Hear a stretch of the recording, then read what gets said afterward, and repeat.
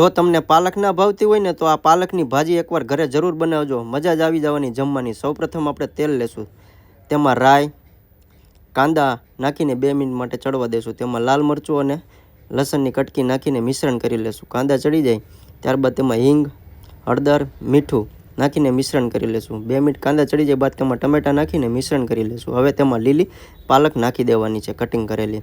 હવે તેને મિશ્રણ કરી લેશું। ત્યારબાદ તેમાં લાલ મરચું પાવડર, ધાણા જીરું 2 મિનિટ માટે ચડવા દેશું। તેમાં હવે જરૂરી મુજબ પાણી નાખીને આપણે તેને 1 થી 2 ઉફાણા આવવા દેશું। તેમાં હવે ચણાનો લોટ થોડોક નાખી દેશું, તેને મિશ્રણ કરી લેશું।